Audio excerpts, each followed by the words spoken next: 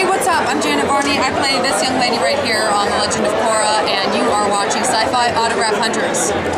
Hey, how you doing? This is Scott McNeil, voice of Wolverine from X-Men Evolution, and you're watching Syfy Autograph Hunters. Stay tuned.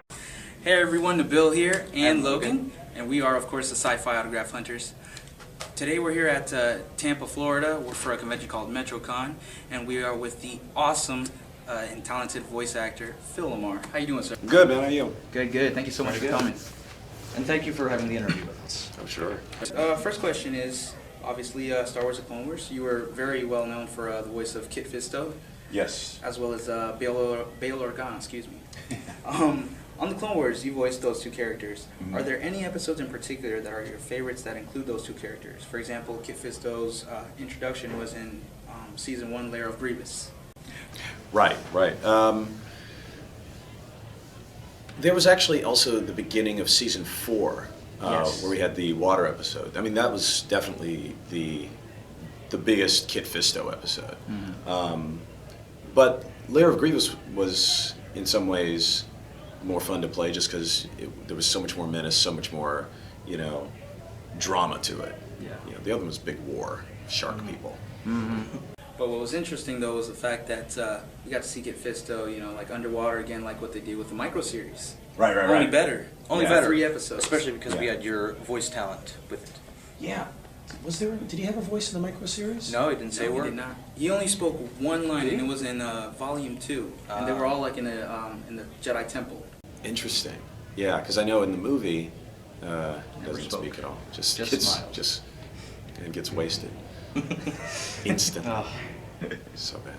Do you have any thoughts on the cancellation of the Clone Wars? Yeah, it sucks. But I don't know. Maybe I'm used to it now. 'Cause the same thing happened with the show I worked on called Spectacular Spider-Man. Oh yeah. Which was doing really good work, and then Marvel got bought by Disney, and they erased it. Mm-hmm. They wanted to do their own thing. Exactly, and this is the same thing. So basically, I think I need to just work on some Disney shows. Yes. So then they can't get bought by anybody. Exactly. They got Ultimate Spider-Man. You could probably try out for something there. No. I've been doing a couple of episodes of Ultimate Spider-Man, so I can't really complain. Oh, right on. As the voice of Jarvis, right? Oh, that's right.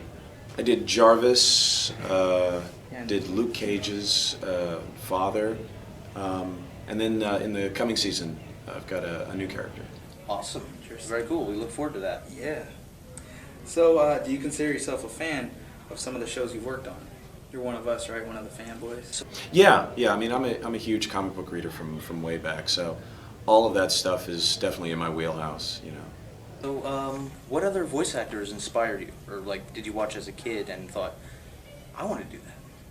Well, when I was a kid, the only voice actor you knew about was Mel Blanc, who was admittedly. It's funny. It'd be like, people who don't know anything about basketball, but know Michael Jordan. Oh yeah. It's like, well, I don't really follow, but that guy. I mean, there are certain people who are so amazingly talented in a field that their fame goes beyond the field. Yes. And Mel Blanc was that for voice actors. I mean, there were, I've learned later, so many more amazing people. Dawes Butler, Don Messick, the people who did, all of the shows that I watched, Saturday mornings growing up, and there were like, 6 guys who did, 500 voices. Yeah. And also, a handful of them, I've gotten to meet or work with. June Foray, who was Rocky the Flying Squirrel when I was a kid, even before I was a kid. She's still working. Wow. Got to work with her.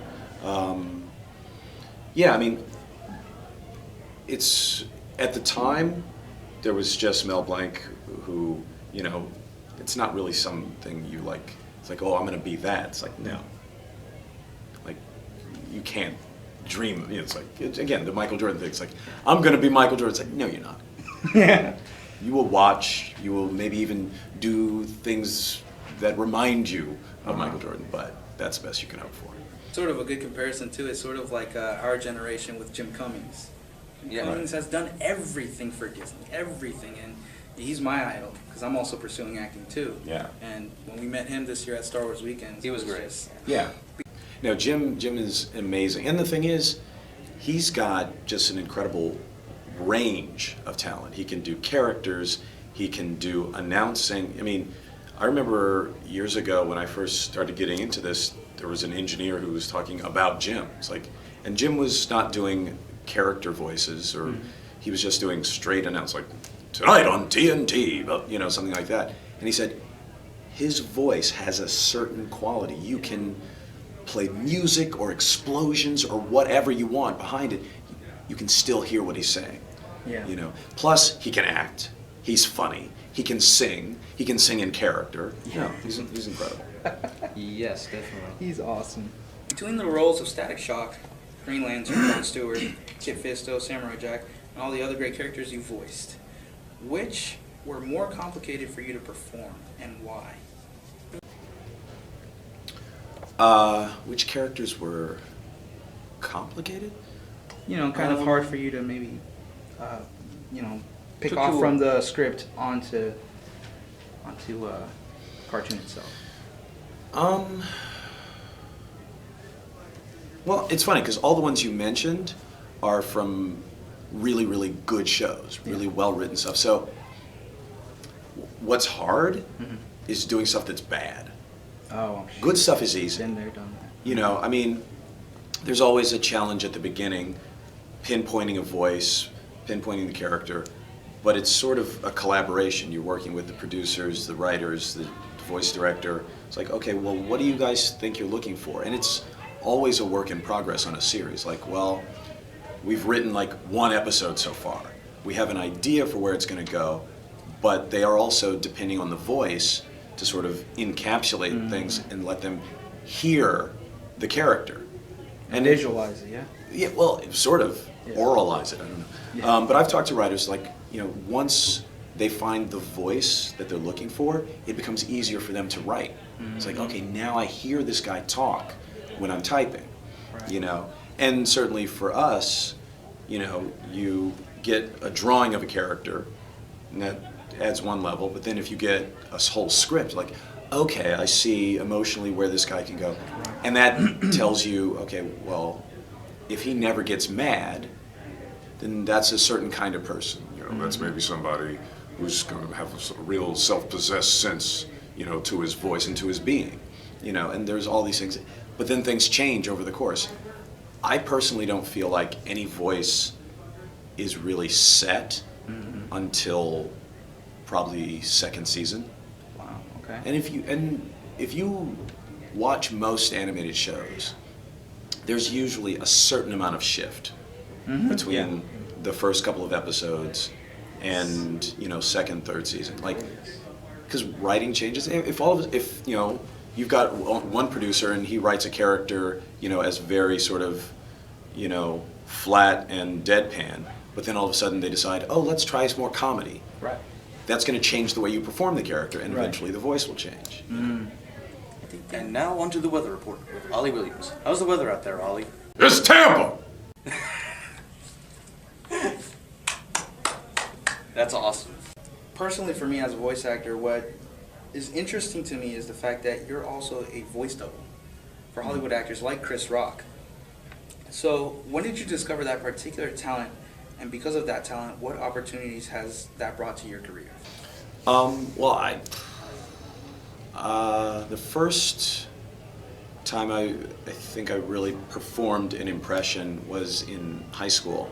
We were doing a play called Play It Again, Sam by Woody Allen, and he has the character of the 40s actor Humphrey Bogart appear as a vision, and they wanted someone to do a Humphrey Bogart impression, and I did it. And we did the play in school, and that was 10th grade or something.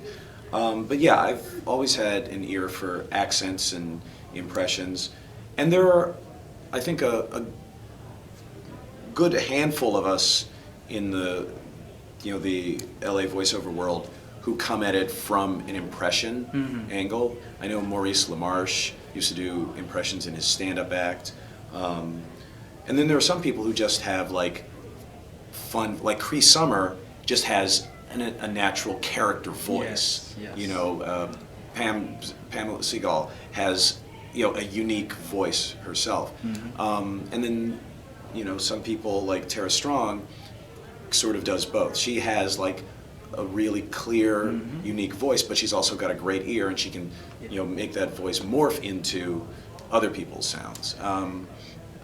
Yeah, I think for me, doing the impressions, sometimes it's just what you use to build a character.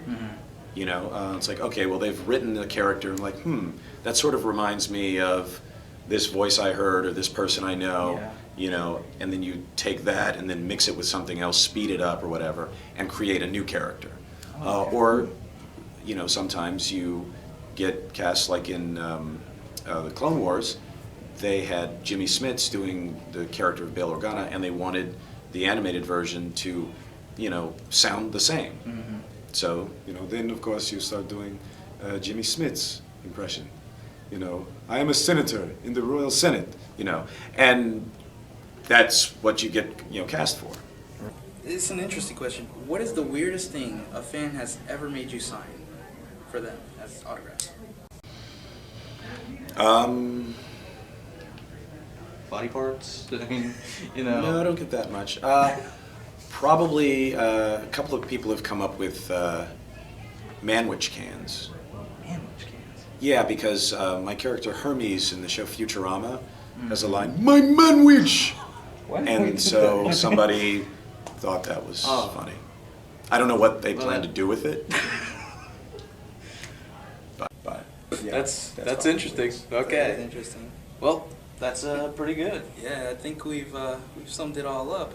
Honestly, thank you so much. We really appreciate it. We're big fans. I know all of our viewers that are watching, huge fans of your work, Samurai Jack and Star Wars: The Clone Wars, hands down. Green Lantern, all of the stuff we've grown up with. There's too many awesome voices. So thank you so much. We really appreciate you giving us a little bit of your time to be with us today. So thank you so much. We appreciate nice to meet you. Thank you. And you guys stick around because we will cover more of MetroCon very soon. Take care.